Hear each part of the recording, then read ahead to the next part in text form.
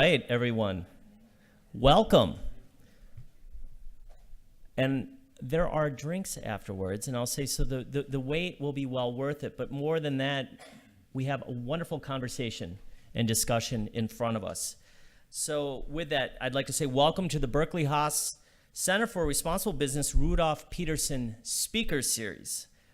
And this is the first of the academic year, so there's a buzz in the air. The academic year is just kicking off, as Mark and I were talking, and there's something very motivating about that. And there's something very motivating about tonight's topic of conversation, which is corporate climate action, strategies to address climate change. I'm Robert Strand. I have the privilege of being the executive director of the Center for Responsible Business here at Berkeley Haas.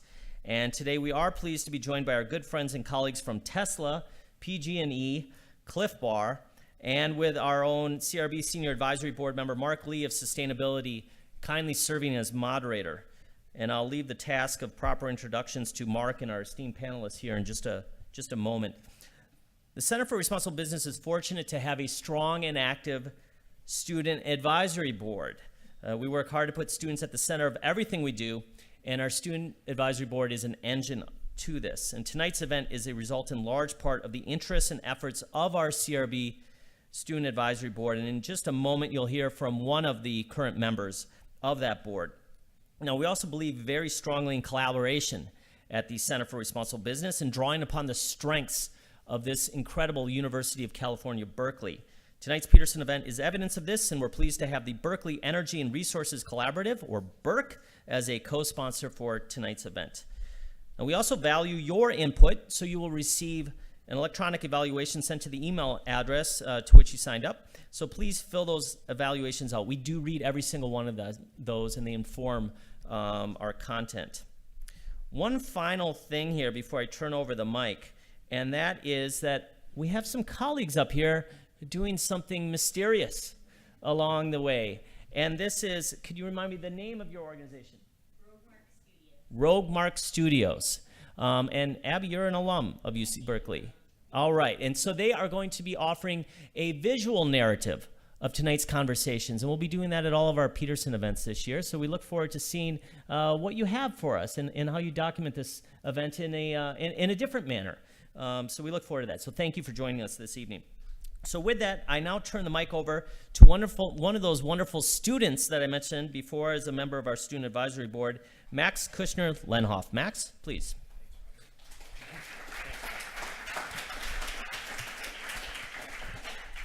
Thanks a lot, Robert, and it's a true pleasure to have all of you here tonight. I'm wearing two hats tonight. I'm both a Center for Responsible Business Fellow and also on the executive team for the Berkeley Energy Resources Collaborative. And I see people from representative of both Haas and the rest of the campus in the audience, so it's great to see that interdisciplinary nature, which is also represented on our panel.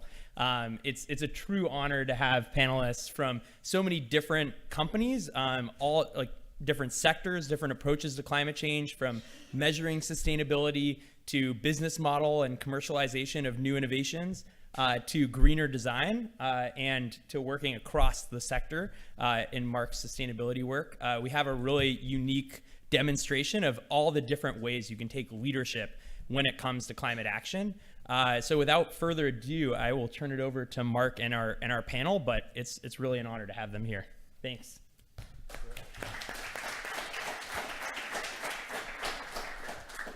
Thanks so much, Robert. Thanks so much, Max. Thanks so much, all of you, for giving us a slice of your evening. I love September and that whole feeling of back to school. There are students in my house that are younger than you, but we've been going through that energy of the back to school turn with our 12-year-old, 10-year-old, and 6-year-old. And there's a great energy about the fall and that feeling that things are starting again. And it's great to be on campus this evening and get a little taste of it this way as well. I'm the executive director of SusainAbility. We're a think tank and consultancy that was founded in London. We're 30 years ago. And we have offices in New York and San Francisco. We work with companies on their corporate sustainability strategies and do research in the space as well. Combination of things led me to become a member of the CRB Senior Advisory Board a number of years ago. And it's kind of in that capacity that I've worked and met with Robert and Max and the team. And I'm here with you tonight and feel really privileged to be with this panel to talk about corporate climate action and strategies to address climate change. Just so you know where we're going to go with things, we've obviously started a little bit late. We want to respect your evenings and finish on time. That means we'll probably take the panel, including some Q&A with all of you, to about 7:10. We'll have some quick wrap-up remarks, and then nothing standing between you and the cocktail hour at 7:20. So promises, we will deliver. But do be thinking through the course of our conversation what questions you'd like to ask, and I promise to hold at least 15, 20 minutes to get some of your thoughts and questions here in the room, as well as across the panel up front. I want to let the three panelists properly introduce themselves. I won't do it as good of justice as they will. So I'm going to turn it over to each of Katie and Chris and ELISA to introduce themselves and their organizations. But given the climate focus of all this, I wanted to ask them for an opening perspective on climate change and energy and disruption. And that's kind of where my head goes whenever I start to think about the challenges associated with climate. We're kind of swimming in some of that right now. If you think about the fires in British Columbia and Montana and really all over the West, if you think about the drought we've been living through here in California for most of recent years until the torrential rains of last winter. If you think about Harvey and Irma, and if you think about the disruptions to the supply chains that aren't the expected ones. Some of you who were here earlier heard Kyle from Levi talking, and I was chatting with him about the impact on Levi Strauss of Harvey and Irma. And you'd think, their supply chains are overseas. You know, what's it matter? Well, their busiest store in the country is in Orlando. Disney is shut down in Florida for only the 6th time in its history. They and many other retailers are losing money hand over fist every day. Chris on the panel, there are 125 PG&E people in Florida right now helping Florida Power and Light get the lights turned back on. And they're partly there to learn so that when it's our turn, the Florida Power and Light people will come and help out here, but also so they can exchange information on resilience and recovery in the face of general weather and natural disasters, but also climate-specific ones. So climate is a dynamic, challenging, disruptive, and exciting topic because there's some amazing stuff being done to address it as well. So with that as context, Katie, maybe you can kick us off, introduce yourself and your role, and give us a bit of a snapshot about how you think about this disruptive space that we are operating in. Yes, hello, I'm Katie Doit. I graduated from Haas in 2013, was a member of BERC and Net Impact, and a big fan of the CRB speaker series, so I'm thrilled to be back here and look forward to connecting with a lot of you after this. I lead the Energy Digital Products team at Tesla. I joined SolarCity out of Haas in 2013 as a product manager, and when grew into a management role leading a team, and then when Tesla acquired SolarCity last year, I moved over to kind of an integrated energy and vehicle digital products team. So we kind of own the end-to-end customer acquisition and onboarding and fulfillment experience for energy products, solar panels, Powerwall batteries, and most recently Solar Roof, which is a new exciting solar offering through Tesla. I was very focused on clean tech and climate at Berkeley. One of the things I loved about the Haas program was the opportunity to be in BERC and work with people in the law school and the policy school and take clean tech to market and partner with people in LBNL and just the cross-disciplinary opportunities here, because I think that's inherently tied to climate. There's policy, there's economics, there's engineering, and the solution involves all of those in business. The reason I went to SolarCity and the reason I'm really excited about being at Tesla is because kind of the lens that I'm taking to addressing, doing my part to address climate change is being somewhere that's truly double bottom line, where the more money I can help Tesla make, the more CO2 we can offset. And I really like kind of how clean that is. So I think the incentives are truly aligned. The more solar we can sell, the less dirty energy people are using. And now kind of the whole package with Tesla and SolarCity being one company, making sure that people are powering their electric vehicles with the cleanest possible power really like brings the whole picture together. It's obvious to me, it's probably obvious to a lot of you guys. It turns out it's really not obvious yet to customers, even starting with Tesla owners in the Bay Area, and then imagine the rest of the country and the rest of the world. So we have a lot of work to do.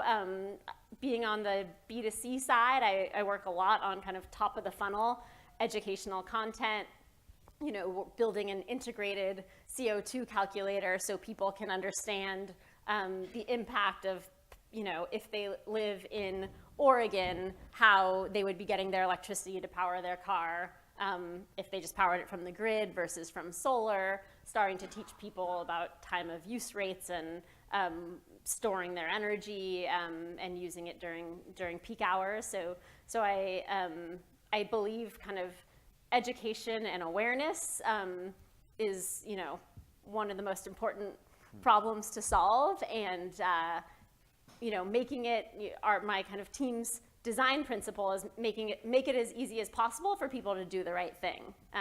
So, you know, make it simple and make it the more desirable option, which I think, you know, Elon Musk has done a pretty amazing job of by making electric vehicles sexy. So I hope to be able to do the same with solar and batteries over the next few years. Awesome. Thanks for that intro. Chris, do you want to pick up? And Sure, absolutely. Well, good evening, everybody. Just agree with everything that's been said. It's great to be here and great to be part of this panel on such an important topic. So I lead the sustainability team at PG&E. I've been there about 11 years. If you're not familiar with PG&E, you probably are. We provide gas and electricity to about 16 million people throughout northern and central California. So you think about that, it's a pretty large swath of the state, the Central Valley, Silicon Valley, you know, up north, wine country, you know, very diverse, you know, service area across the state. And within PG&E, you know, it's a large company. There's about 24,000 people that work there. We've got a small but mighty team focused on strategy, communications, and reporting and engagement to help the company be more sustainable. And you know, with regard to your question about disruption, I mean, if you just step back, this could not be a more exciting time to be working in this space. There is so much change taking place.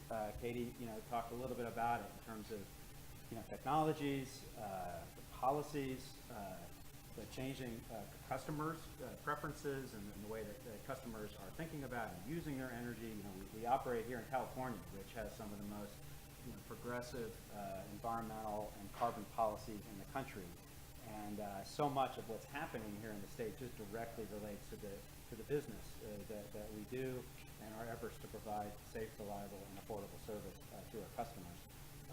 You know, just to give you kind of a few, you know, statistics or whatever, you know, there are more than 300,000 PG&E customers with solar on their roof, thanks to, you know, Solar City and other companies. That's about 1/5 of all the private solar in the United States are PG&E customers. 1 in every 5 electric vehicles is in our service area. You see the Teslas and the other electric vehicles driving around, and you can think, wow, they're really, the fact that you're here, you see so many more of them, and it really shows, I think, what's possible. And so, you know, for us as a company, it's a really exciting time, and I think climate change and just the state's priority of really decarbonizing the economy is what is behind, I think, a lot of the changes that are taking place. And I think what it's requiring is collaboration, and utilities and others all finding ways to work together so that how do we get to that goal of reducing greenhouse gas emissions in the most innovative and most cost-effective way. And I think that's probably what we'll talk about tonight.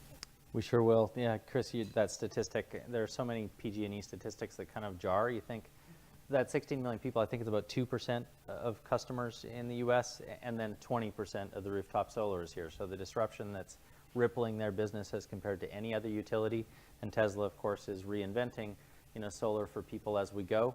We also have somebody from Clif Bar who's trying to feed us and keep us well fortified, especially while we're active and working out, but is also trying to be a company that follows these issues and figures out how to address them in the course of well, being a consumer products or food company. And ELISA, please pick up this opening as well. Well, my name's ELISA Hammond, and I'm Vice President of Sustainability of Environmental Stewardship at Clif Bar.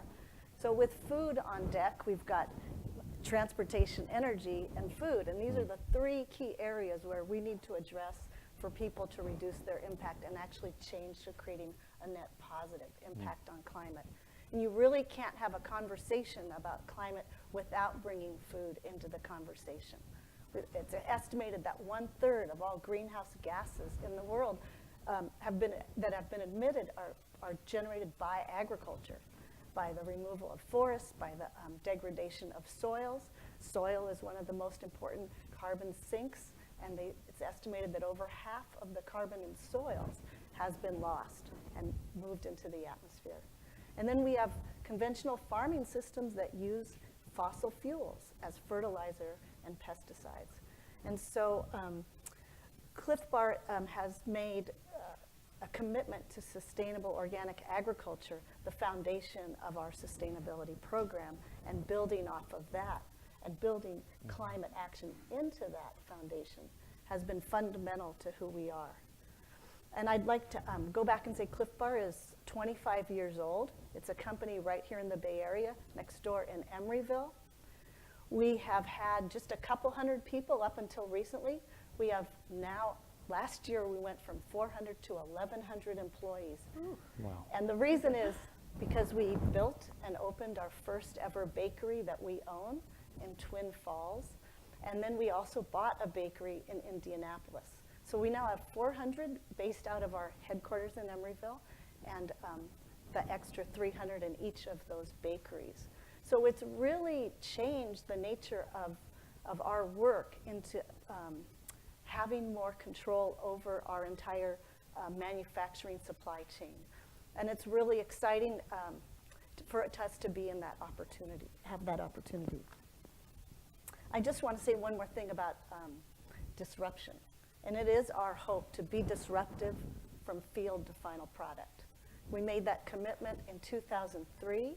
That's when our sustainability program started, to commit to a steady, slow transition from conventional ingredients to organic. We started with a couple million organic ingredients back in 2003. Now we're up to over 100 million a year. And our goal is to convert by 2020, that 80% of all the ingredients we buy will be organic. And why is that important? Because first of all, organic agriculture doesn't use the fossil fuel-based chemicals. And when you can't use those fertilizers or pesticide, instead you're putting organic matter into the soil where it improves soil fertility and stores carbon up rather than releasing it to the atmosphere. Thank you. Welcome all. And we've got a great diverse group.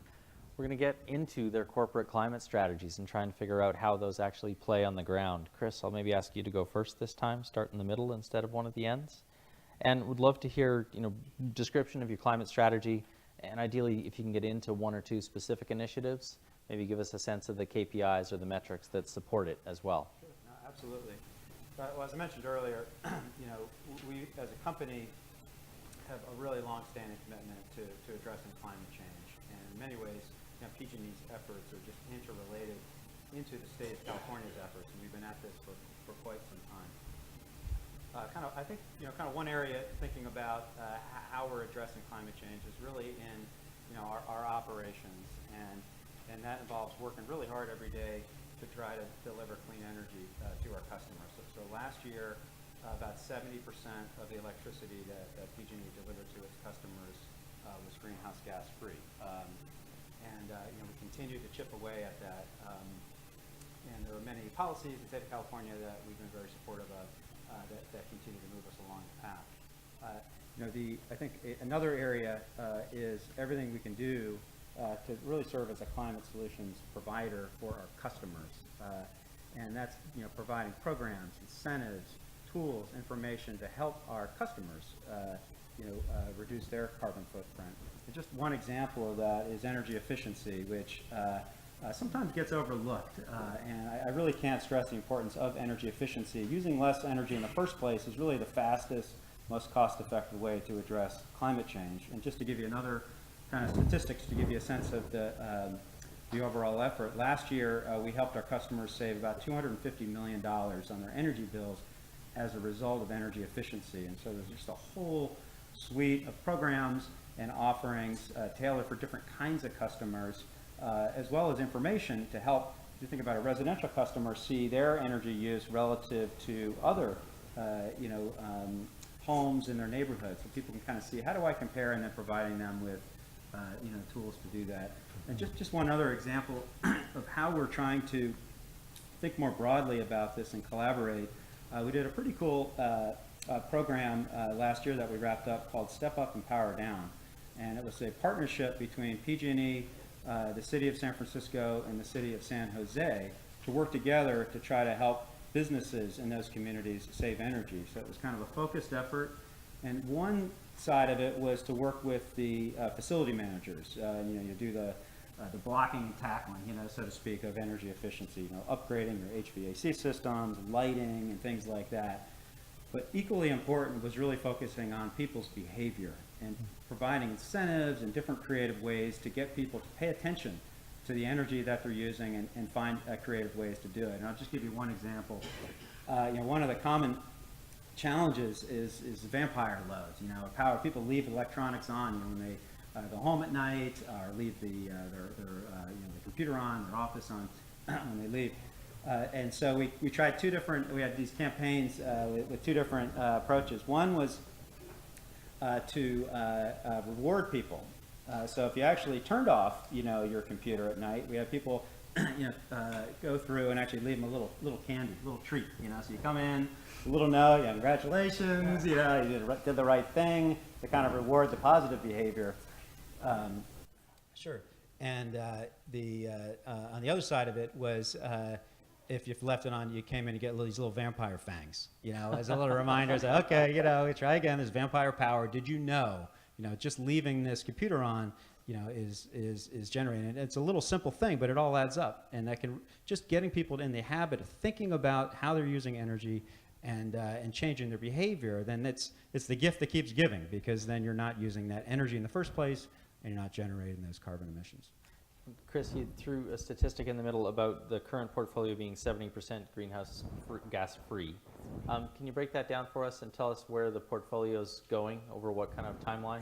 Because I know there's complexity embedded in the 70% as well. Absolutely. So this is kind of 2016.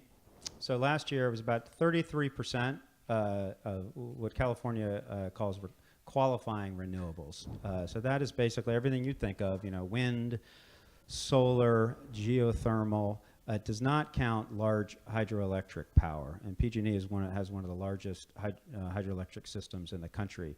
So when you add in that, and then plus we have a nuclear power plant in San Luis Obispo, our Diablo Canyon power plant, and you add that in, that's about another 25%.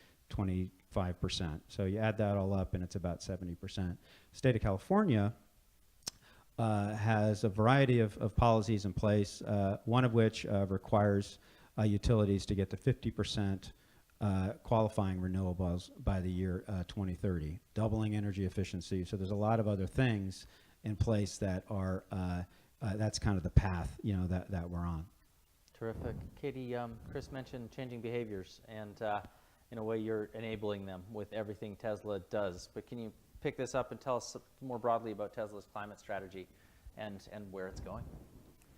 Yeah, so Tesla's mission statement on the website is to accelerate the world's transition to sustainable energy. So it's right there in the mission statement. I'd say it's just the business strategy, not necessarily a separate climate strategy. But as you mentioned, changing people's behavior to make the decision to purchase an electric vehicle, address range anxiety and the other objections to electric vehicles, have a supercharger network that is prevalent enough that people don't have to worry about making lifestyle compromises by choosing an electric vehicle. So I think a lot on just kind of the product and operations side to make it as easy as possible to buy the products. We also do have a carbon impact, and Solar City did our first sustainability report last year and looked, mapped our supply chain from mining the materials to, everyone knows, most solar panels come from China, so there's transportation costs. There's labor practices to look into. So we are kind of tracking all that as well. At a super high level, a fun data point is that customers who go solar will offset the impact of all the materials from mining to installation, all the CO2 in less than a year of a 20-year plus contract with us. So pretty good. And then on the resiliency side, which you mentioned, we've just been having these discussions with all the natural disasters coming up recently.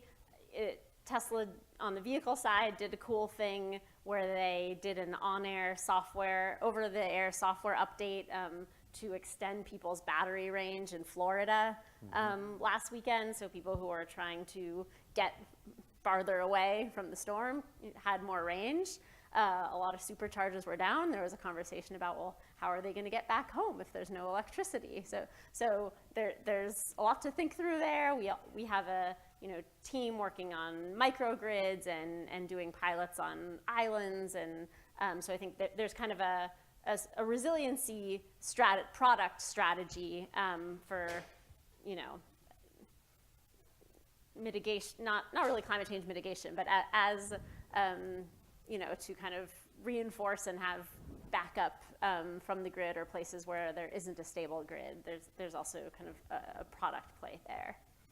You mentioned some of the barriers to greater adoption, faster adoption. You talked about range anxiety. I'm sure price is on that list as well. What's working in terms of overcoming objections or concerns to faster adoption? Can you share a couple of the tactics that the company's employing and where you see traction building and things moving faster?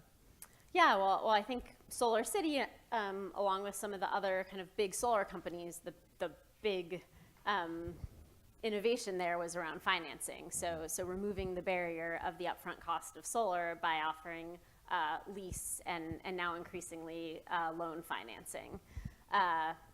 Again, seems really obvious to me. Almost everyone I talk to says, oh, I would go solar, but it's too expensive. So even though we have these offerings now, it's still not widely known. There's still credit barriers, so not everyone has access. You only really get the whole financial benefit if you have the tax liability to benefit from the tax credit if you're going to own the system. So there's still more to be done there. But I think financing on the solar side is definitely the biggest innovation and barrier to remove. I think similarly on the electric vehicle side, the Model 3, which is now the affordable electric vehicle, is trying to create the first mass market Tesla car. It's actually kind of interesting because on the vehicle side, they went from the Roadster to the Model S and X to now the more mid-market car, where on the solar side, we had the more affordable solar panels offering, and now we're going up market with the solar roof offering, and kind of trying to figure out how to package that and still make it feel accessible. And the way that we're doing that is comparing it to if you need a new roof, and you might as well get one that has solar on it, and kind of showing you the savings over time. So it's kind of a weird concept to think about getting energy savings from buying a new roof, but trying to kind of tell that story and help people understand why it is a smart investment in their home. Just make one quick point. One of the biggest barriers too with electric vehicle adoption is just charging, infrastructure, so that people don't have that range anxiety, and that's an area where utilities like PG&E can and are playing an important role. And it just kind of gets to that idea of it's really a system. We're all sort of working together in different ways. We're actually building out a charging network of 7,500 units throughout Northern and Central California, with about 15% of those in disadvantaged communities.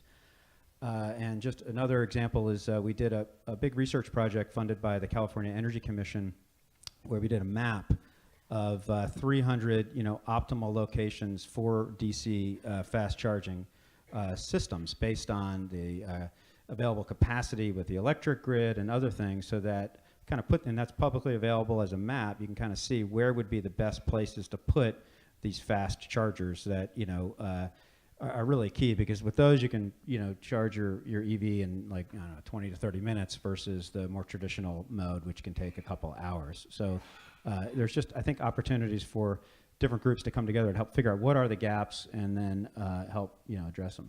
Yeah, in so many ways I'm hearing it's incredibly complicated, but we're making progress. And ELISA, I'm sure the climate strategy at Clif is going to be quite different, but I'd love to hear some of the headlines from it and how you're moving it forward as well. Yeah.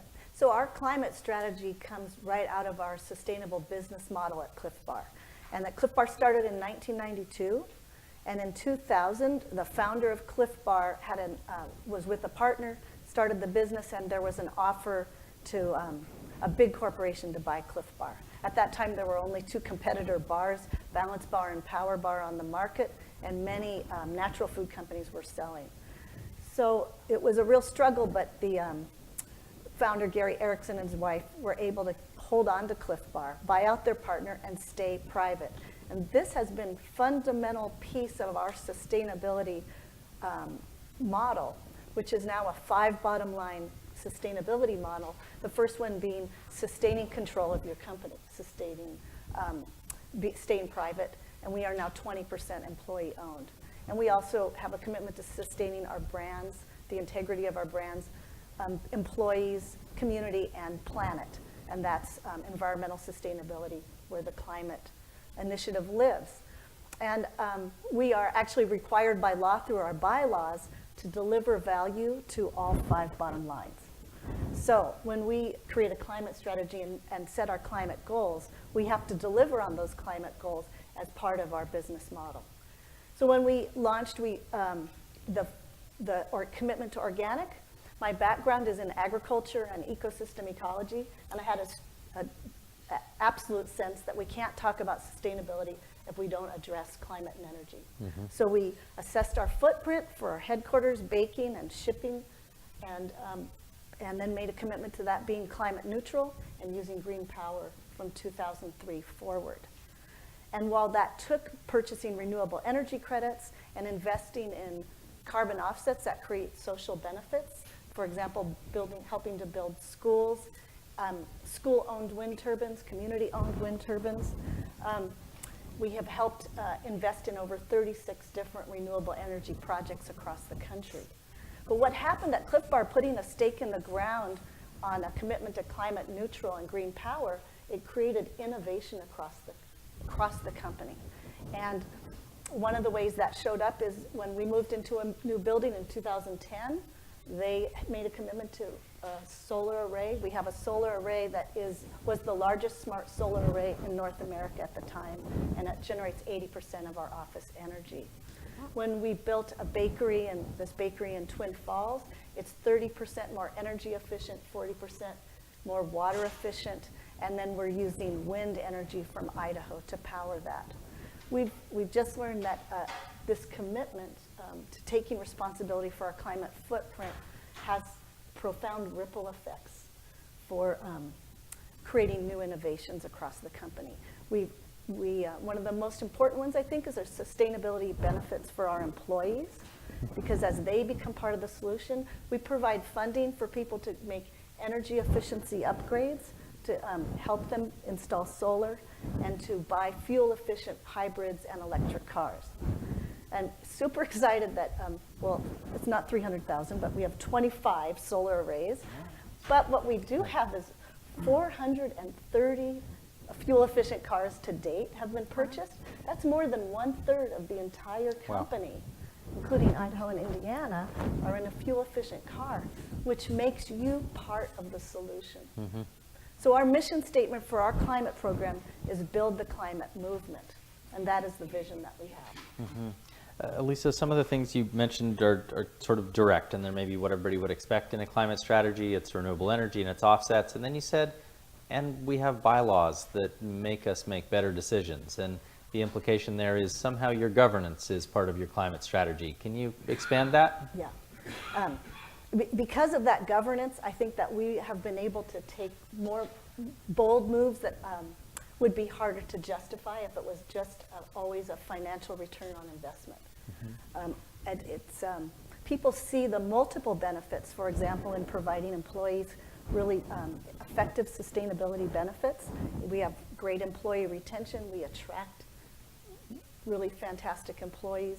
When we made a commitment for the bakery in Twin Falls to be state-of-the-art, it has won 2 Sustainable Manufacturing Plant of the Year with biophilic design, which helps people feel a closer connection with nature. Those are all supported by delivering value on 5 bottom lines. And companies don't normally have 5 bottom lines enshrined in their bylaws, so where and how did this come from?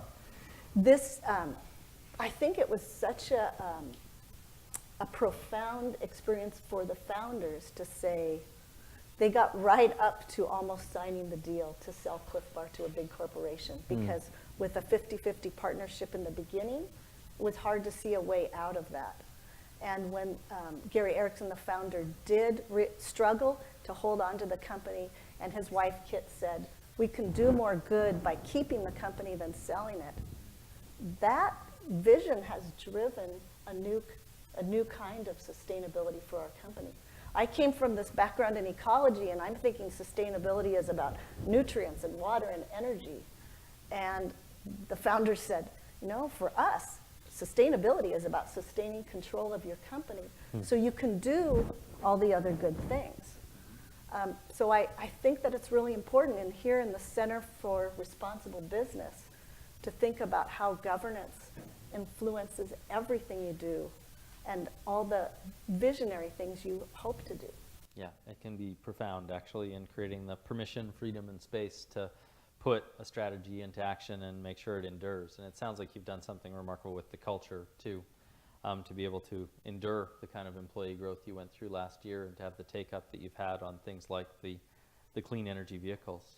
I want to make a jump from your kind of direct strategies to things happening outside your organizations, and to ask at least briefly about policy. And climate and energy are heavily regulated topics. They are regulated in a fascinating, amazing, and pretty inspiring way here in California. One might say that the regulatory landscape federally doesn't look so exciting at the present time. But regardless the view, and regardless whether you're feeling most impact from federal, California, or otherwise, what impact does policy have on your climate strategy? And how do you engage in the policy process? And ELISA, do you want to pick this up and start? Yeah. Since the mission of our program is to build the climate movement, you can't do that without running toward policy and say, yes, we've got to build a movement that includes not just businesses, but national and state policy. So we've been part of a group called BICEP, Businesses for Innovative Climate and Energy Policy, which is part of a nonprofit called Ceres. BICEP is the best acronym ever. And a lot of the companies that you all would know, if you look that up, you've got Gap and Microsoft and Ben & Jerry's and Patagonia, a lot of responsible businesses, we work together and have guidance from this nonprofit. And so we're showing up in Washington, D.C. and also at a state level to say we are for effective climate policy, and that we need, as a food company, our supply chains are at risk from climate change. And as a company of people that love the outdoors, everything we love is at risk. And I have to tell you, going in and talking with staff people from different congressional offices, they say it's a game changer when businesses come in and advocate for climate action. Yeah, it's a place that the business voice can have a real impact, and also you see the example of the need for collaboration in the space too, that climate is such a big and complicated issue that these collaborative initiatives are I think, making more progress, but we need more of them also. Chris, how's the policy landscape look from PG&E? Sure. Maybe just kind of picking up on some of the earlier comments I made. It's really, I'd say, integral to our business. I mean, we're the largest utility in California, heavily regulated, and so many of the state's progressive policies just directly impact us, and we support that. And California's course is set. The state has adopted a goal to reduce greenhouse gas emissions 40% by 2030 relative to 1990. and just other kind of related goals, some of the ones I mentioned, 50% renewable by 2030, doubling the state's energy efficiency goals, and there's a new goal to have 4 million zero-emission vehicles on the roads by 2030.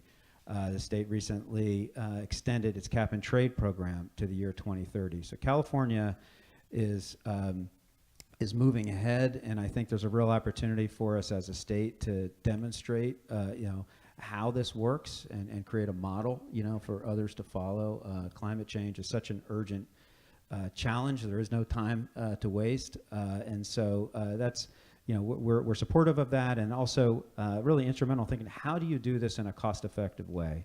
I think that's really the key. How do you integrate, all of these technologies so that at the end of the day, the customer, has their, it's a safe, a reliable and affordable energy that's being provided to them, but it's also as clean, as possible. So I think that's kind of the fundamental challenge. But at the federal level, it's unfortunate that our administration has pulled out of the Paris Climate Agreement. We shared our views that we thought this is a really important agreement. We were in Paris, and we were one of, I think, about 1,000 organizations that signed something called We Are Still In, the next day, basically saying we're moving forward and we're going to continue to express our support for climate action, in the United States. And I think that's one of the things that's been exciting is, there's just been a tremendous amount of leadership in the business sector, by investors, by cities, a lot of other folks really stepping up and saying that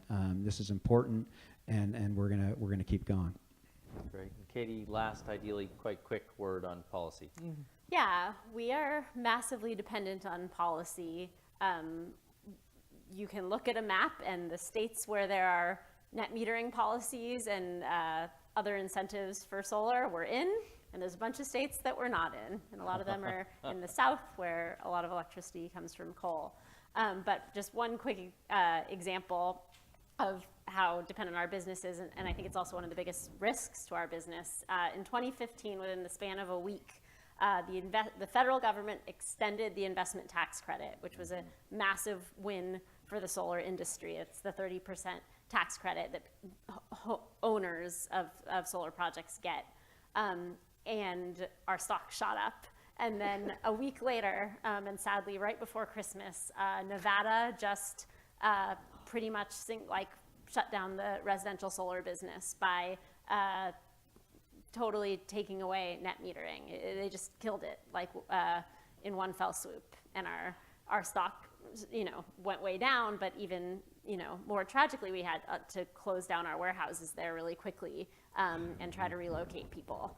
So it's like we have a really big policy team, and it's the way that we enter markets is by partnering with policymakers, and it's the way that we are able to partner collaboratively with utilities. We often, are positioned as butting heads with utilities. If utilities are incentivized to innovate and be progressive and collaborate with distributed energy companies, which in New York and California they are more than other places, then there's huge opportunity to work together. Yep, fantastic. Lisa, you want to jump in? We have a supply chain program where we're asking our suppliers to use green power for the electricity used to make our products and services, but and we're giving them free consulting to do that. But if you have your manufacturing plant in Arkansas or Missouri or some of these states, they're really at a disadvantage to try to deliver on our vision to have green power from field to final product. So we're finding it really puts companies at a business disadvantage to be in these states with so little support for green power. Yeah, it's amazing in a way watching policy exert greater force than nature, that you've kind of quietly tucked in there that southern states that produce a lot of coal and which are sunny, are not where the solar industry is expanding. They're expanding in cloudier places because policy is making that make some sense. I have a whole bunch of other questions I'd love to ask you about culture and consumers and innovation in tech, but we promised to open it up to all of you. And I understand there's a microphone to pass around, and if you want to pop your hand up, Robert will come your way. Pop your We'd hand love up. to hear your questions and thoughts. Show of hands. Please. All right, way in the back. You got it. This is why I'm so thin. Hi, this question is for, was it Chris at PG&E? Can you talk about the move to 50% renewables by 2030? Do you foresee that? Which plants do you foresee shutting down, and how do you balance, I guess, you know, the keeping the lights on and shifting to renewables? Is it more battery development? What's the mix as us as business students are thinking about opportunities in the space that we should be considering? My name's Sam Roth, first year MBA, full time. No, it's a really good point. And I think it's an example maybe of how we are all working together, because if you think about, you know, solar, that's generated right when the sun is shining. Wind energy is generated when the wind is blowing. So with such high levels of renewable energy, you know, passing to the grid, what we really need to do is modernize the system and, you know, really develop and scale storage technology so that we can better manage, you know, the flow of electricity across the system.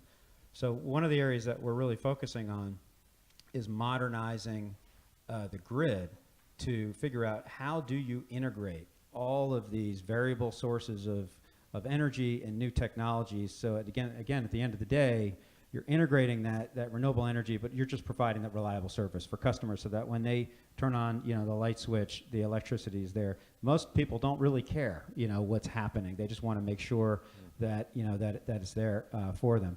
So, you know, we've seen a lot of growth in solar. We've seen a lot of growth in wind, if you look, you know, over the last, you know, couple of years. So it's hard to say exactly where it'll come from, but I think that, you know, the one of the exciting areas is in, you know, the kind of the grid modernization, and that's, you know, large scale battery storage, but it's also, you mentioned distributed energy resources. And just to give you an example of kind of a neat project that we are doing with Tesla and a few others, we're doing a lot of different pilots here in the state of California. We're doing some Southern California Edison, the different utilities to try different things so that we can learn before scaling, you know, across our system. One of those is down in San Jose, and it's a partnership with Tesla, with a company called Green Charge, and with GE. And we are, GE has this system, another acronym for you, DERMS, Distributed Energy Resource Management System. So there's an acronym for you. But it's basically the brains that would tie together solar panels, battery storage, smart inverters, both in residential customers and commercial customers, and PG&E. So we're managing the flow of that electricity in kind of a local distribution grid. And it's been great so far to see how do these different systems talk to one another. So you've got different companies developing different systems. It's really critical that there's that interoperability, but it's also tied in with the utilities, and it's an opportunity for all of us, I think, to learn in real time how this works. And there are customers involved, so that's also really important, is ensuring that, you know, we're also providing them service. So I think, you know, if you're interested in this space, there's just a tremendous amount of opportunities, not just on the renewable energy, but in terms of how do you knit all this together so that it works and it's also affordable, you know, for the customers on the other end. Thanks, Chris, and thanks for the question. I think fourth row plaid shirt, yes? Right there. Yeah. Yvonne. Yeah, my name is Yvonne Babashev. I am a first-year MDP student, and yeah, my question is for Katie and Chris. So you guys, PG&E is on the utility side, and Tesla and Solar City on the consumer side. How do you guys see reconciling residential kind of energy creators that will send or sell their energy back to the grid, and a utility company that will be then forced to either buy the utility or instead of selling it? So kind of, how do you find that balance between the two of those? Yeah, I think these pilots are starting to get at that. Another interesting one we're doing with Green Mountain Power in Vermont is we are actually selling a batch of batteries to the utility, and they are offering them to customers as part of their a monthly payment on their utility bill, And part of that agreement is that the utility basically has the right to tap into their battery during peak demand events. So they kind of guarantee a certain amount of reserve power so that the customer can get the benefit of backup power, but they also are allowed to cycle the battery once a week, and will be able to start using it in the future for demand management and peak demand and stuff like that. So I think hopefully it doesn't have to be just as binary as, well, whenever we feel like sending electricity back to the grid, you have to figure out how to use it, which is the case now often with net metering, and is the duck curve that I'm sure many of you are familiar with. So I think actually with batteries, there's an opportunity to get more creative in different kind of partnerships, and there's a big opportunity in the software that you layer on top of the battery and enable both the distributor and manufacturer and the utility to tap into. And what I would say, it's really a matter, and this is happening in the state of California, it's happening in New York, is really just kind of rethinking the utility rate structure and just how it's set up. And so if you think about a customer not so distant future, you know, with solar panels on the roof, they've got battery storage, and they've got an electric vehicle. For them, you know, that's a pretty self-sufficient utility customer. However, they're still tied to the grid. So the grid, think about the grid, it's kind of like an insurance policy, you know, for them. But that's totally different than a customer that doesn't have those. It's just being charged on how much electricity, you know, they're using. And so we need to think about different customers and value the services, you know, that the grid is providing to that customer as an insurance system. That's different than, it doesn't make sense to have both of those customers being essentially billed in the same way, because they're using, you know, energy in different ways. And so that's kind of where a lot of people much smarter than me are trying to figure out what's the right balance there, so that it just makes sense, and you're really, people are sort of paying for the services, you know, that they're using from the system. Megan Daw, first year MS architecture student. My question is a bit about for across the panel.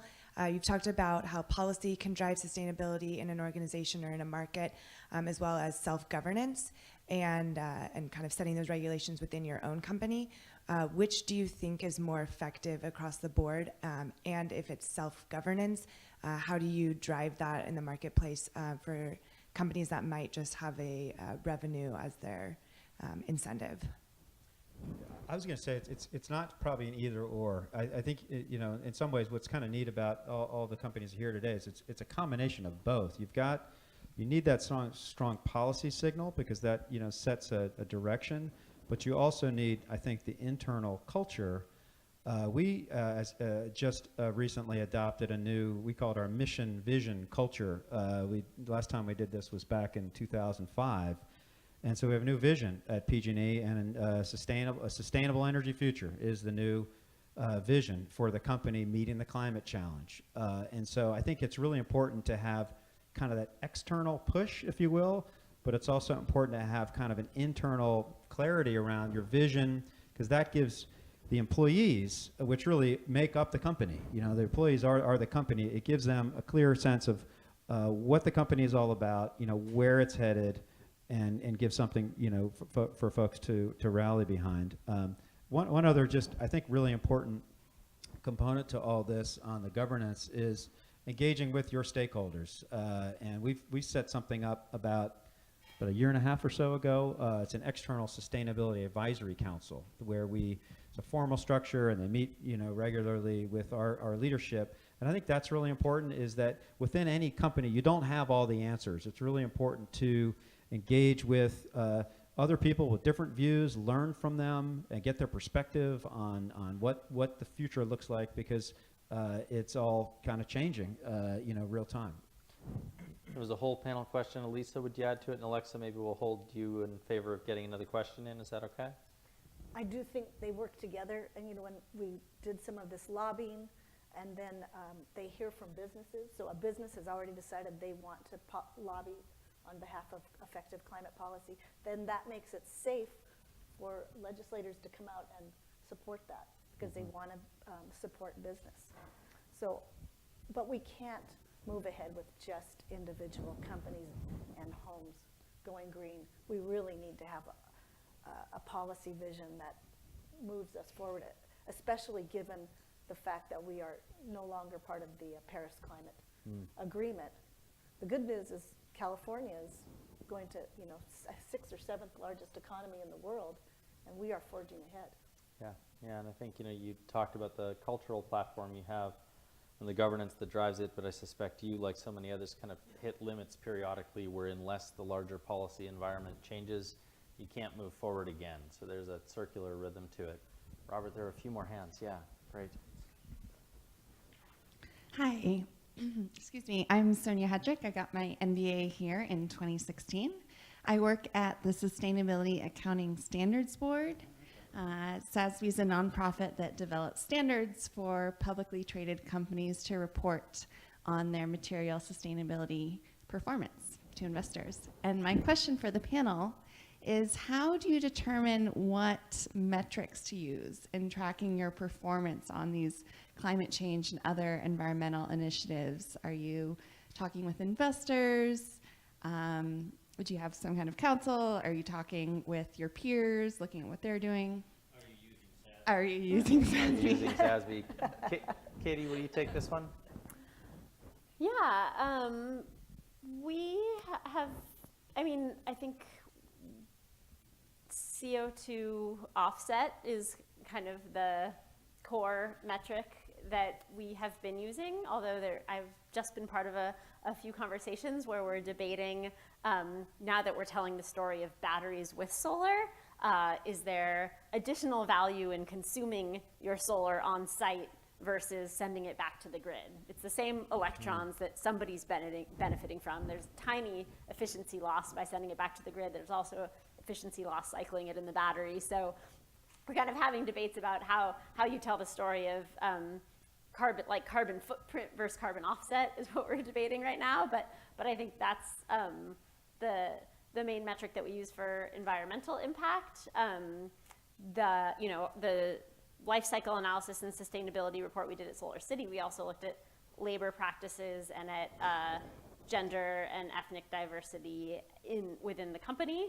I think those are always, or in our case, we haven't established really good metrics for them, so it was a lot more qualitative. I think that is something, I think because we're kind of very environmentally focused, that we haven't developed out as much and need to.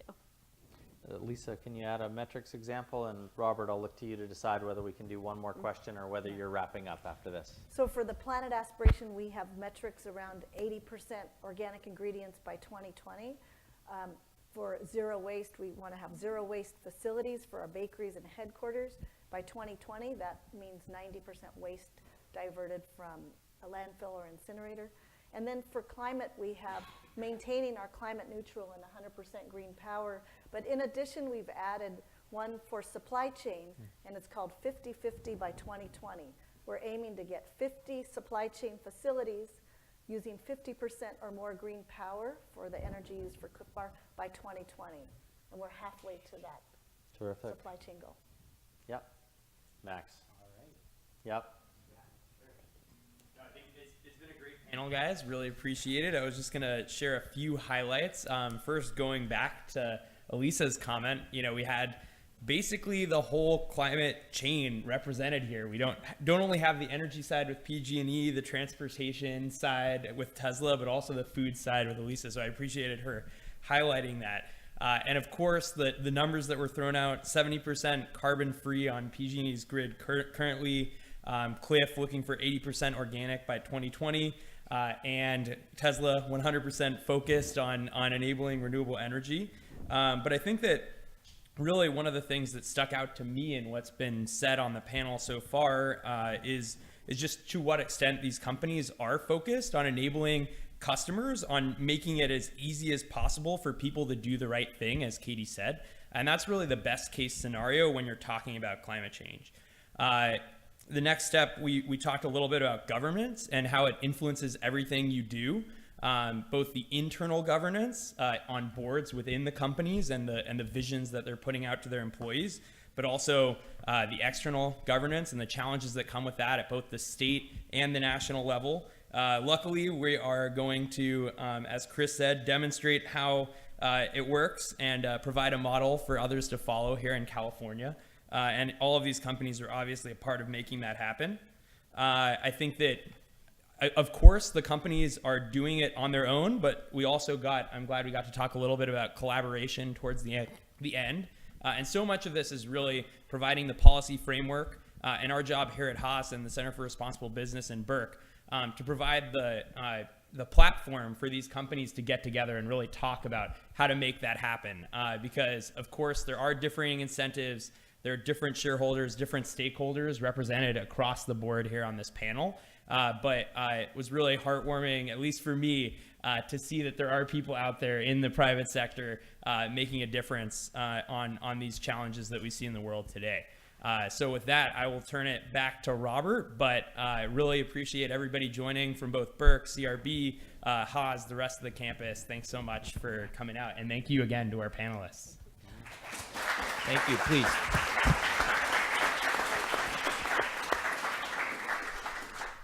Very briefly here, I just want to say thank you so very much for our students and Max, your leadership in helping to coalesce this event. Our CRB staff, Ava, please show yourself here for your tireless work on this. Thank you so much. Dara and Sarah and our staff members make these things happen. Our panelists, what incredible conversation and discussion here. And thank you so much for joining us at Berkeley Haas. You have friends and a home here, so please come back often.